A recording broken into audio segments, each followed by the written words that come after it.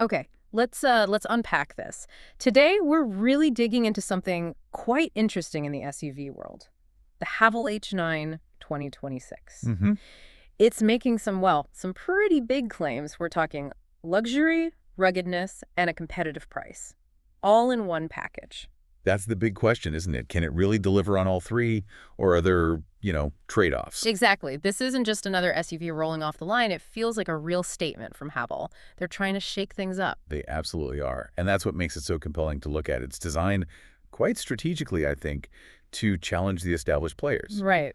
So our mission today, really, is to cut through the hype, sift through the specs from sources like Cars Press and Chasing Cars, and give you the real story. What does the Haval H9 actually offer? What are its strengths? Where does it maybe fall a bit short? Precisely.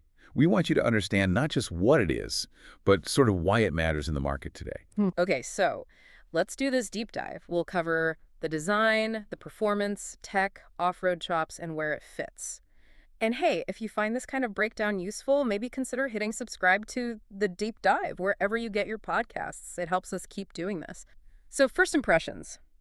You see the Haval H9 2026, and it definitely makes you look twice. Oh, absolutely. It's got that bold, almost imposing front end. Yeah, that big chrome grille it's a lot. It shows its presence, doesn't it? It really does. And those LED headlights look pretty sleek, too. Not just for show, either. Apparently, they give good visibility. And you see those big wheels, the sports rims, and the bumpers look quite chunky, quite strong. Mm-hmm. It definitely hints that it's not just for the school run. It looks like it wants to go off-road. Yeah, it's projecting that kind of rugged capability, almost like some of the classic, more expensive off-roaders. And that's likely very deliberate. Haval wants it to look the part, to give you that sense of prestige maybe, but without the huge price tag. Okay, so the outside makes a statement. What happens when you open the door? Does that feeling continue? Well, that's the interesting part. The sources, like Cars Press, they really emphasize the interior. They call it spacious, luxurious even. They're luxurious. Okay, what does that mean in practice? What are we talking about? High-quality materials, apparently. Things like stitched leather, some wood trim, chrome accents, trying to create that premium atmosphere. Right, but premium feel in a competitively priced SUV, that often means compromises somewhere, doesn't it? Are the materials actually durable or just look good initially? That's the million-dollar question, isn't it? And probably where you see the strategy. Haval seems to be focusing hard on the perceived luxury, the things you touch and see immediately. Like the seats. Exactly. Power-adjustable front seats, heating, even ventilation in some trims. And the back seats are described as very roomy. Lots of legroom, their own aircon controls. Okay, so comfort is definitely a focus, especially for passengers. That makes sense for a family hauler. Absolutely. They're hitting those key comfort points that families notice straight away. But families also have, well, stuff. Lots of it. Does the space translate to the boot? The cargo area? It seems so. The reports mentioned it's remarkably spacious back there. Flexible, too. You can fit big suitcases, no problem. And the seats fold flat for bigger things. Yep, completely flat. Gives you a really useful, large load area. Think camping gear, sports equipment, that kind of thing. Plus an electric tailgate. Always handy when your arms are full. Those little convenience features do add up in daily use, don't they? Okay, so it looks commanding, feels comfy inside, and seems practical. But what about the brains? The tech?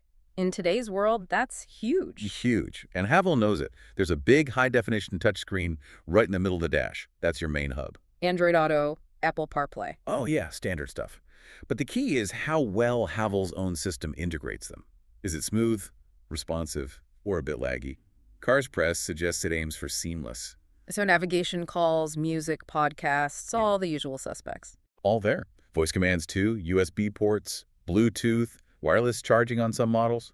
And they even mention a high-quality surround sound system, trying to tick all the boxes for entertainment. All right, let's get under the hood. From an engineering standpoint, what's making this thing move? We're looking at a 2.0-liter turbocharged engine. The numbers are around 224 horsepower and about 385 newton meters of torque. Okay. And that's paired with an 8-speed automatic transmission. That's right. An 8-speed auto should mean smooth shifts and decent performance for, everyday driving. But it's a big vehicle, right? Around 2.5 tons. Does that power feel, energetic enough? Or is it more just capable? That's a really good point. Yeah. And look, 224 horsepower in a 2.5-ton ladder frame SUV. it's not going to win drag races. Right. The tuning here seems focused on reliable everyday use and, crucially, that off-road capability. Think grunt, not speed. The 8-speed gearbox is key to managing that torque well so it doesn't feel underpowered, hopefully. Any performance figures? 0 to 100. Chasing cars mentioned about 10 seconds to 100 kilometers per hour. Top speed around 180, which, for a big family bus like this, is pretty respectable. And you mentioned ladder frame chassis. Why is that important? Yes. That's a big deal for a proper SUV. It means it has a separate strong frame underneath.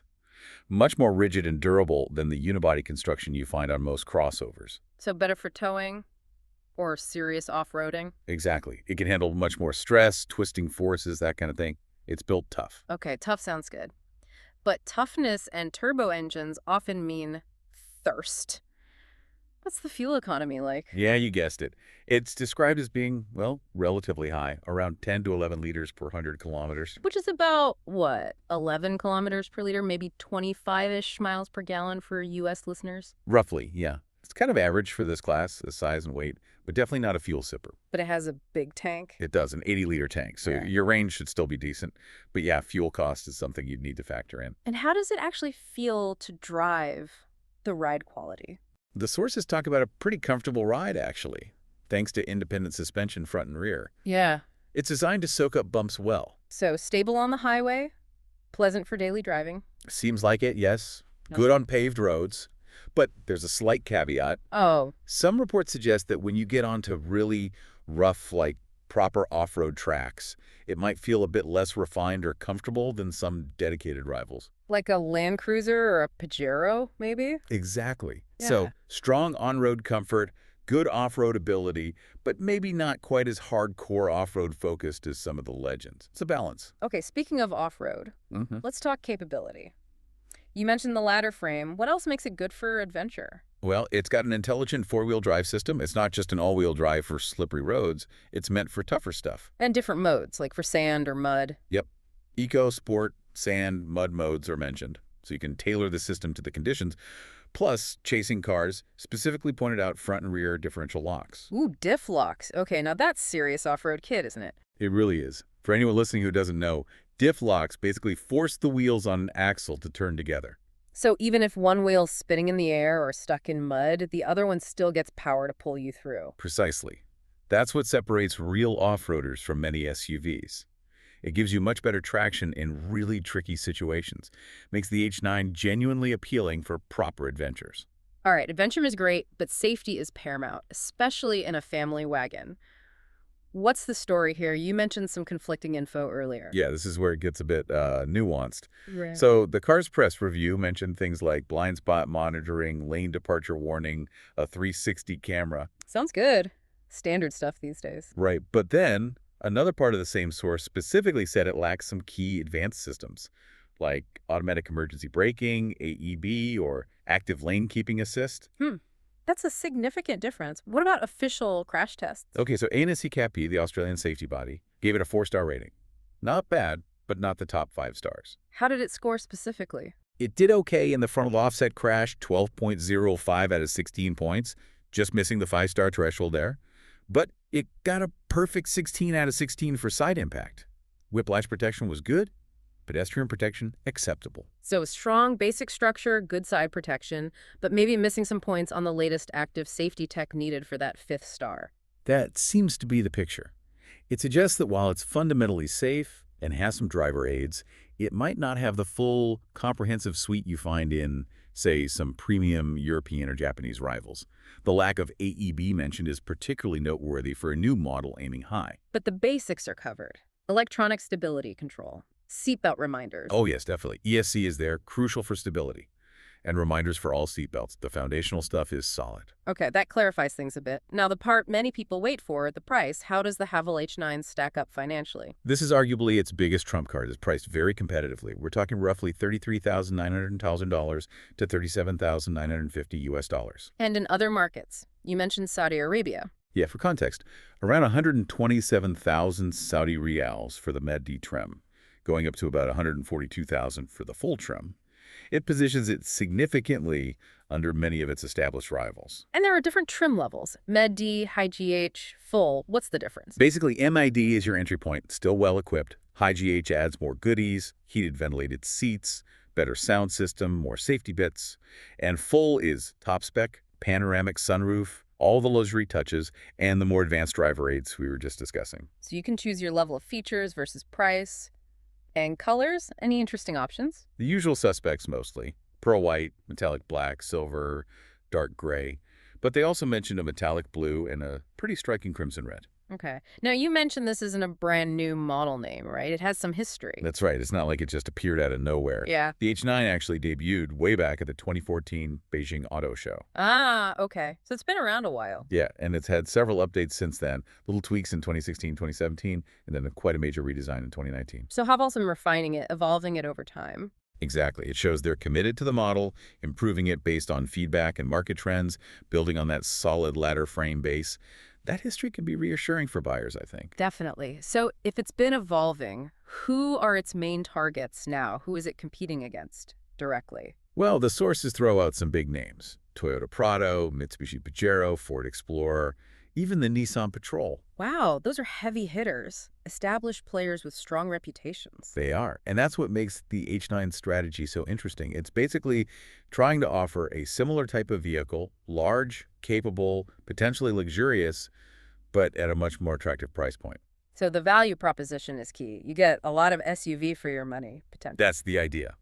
But as we've discussed, that usually comes with some trade-offs compared to those premium rivals. Maybe resale value isn't quite as strong, or you don't get absolutely every single cutting-edge tech feature. It's about the overall balance. Okay, let's try and summarize then. Give people the key pros and cons in a nutshell. What are the big wins for the Haval H9 2026? Right, pros. Yeah. Definitely the competitive pricing. You get a lot of metal and features for the money. Number two, that spacious interior, great for families. Modern tech inside too. The infotainment seems pretty comprehensive. Yep. Good off-road capability, especially with those diff locks we mentioned. And often you get a longer warranty from Haval, plus potentially lower running costs than some rivals. Okay, sounds compelling. Now, the other side of the coin, the potential drawbacks or cons. Well, number one is probably that higher fuel consumption. It likes a drink. Resale value likely won't match the Toyotas or Mitsubishis, right? Generally, no. Yeah. That's typical for challenger brands initially. Then there's the point about lacking some of the very latest advanced safety systems like AEB, as we discussed. And maybe not quite as plush off-road on extreme terrain compared to the specialists. Potentially, yes. And finally, depending on where you live, after-sale support or parts availability might be less widespread than for the big established brands. Something to check locally. Right. So it really comes down to weighing those pros and cons against your own needs, doesn't it? Absolutely. It forces you, the buyer, to ask, are the strengths in space, features, price, and capability worth the trade-offs in fuel economy, maybe resale, and the specific safety tech suite? What matters most to you in a big family SUV? It's definitely not a straightforward yes or no, is it? It's about priorities. Exactly. Yeah. It's a very compelling package for its price, aiming to deliver maybe 80–90% of what the big names do, but for significantly less cash. So wrapping up our deep dive on the Haval H9 2026, and Okay. it's a fascinating option, a real blend of power, space, luxury touches, and that very keen pricing. Mm-hmm. Definitely a strong contender if you're looking for value in the large SUV market, whether you're a family or someone needing that bit of adventure capability, if you're willing to maybe look beyond the usual badges. And I think this whole look at the H9 highlights a really important trend, doesn't it? The market is full of choices now. Vehicles Yeah. like this really challenge us. Well, they challenge us to look past just the brand name on the grille and really evaluate, what features do I actually need? What performance? What price makes sense for me? It makes you reconsider what value or even luxury means, perhaps. Precisely. How much are you willing to maybe shift your perspective when a new player comes in with such a strong value proposition? It's food for thought. If you have thoughts or questions on the H9 yourself, feel free to drop them in the comments if your platform supports it. We'd love to hear your take. And you can find links to the source for reviews in the description or show notes.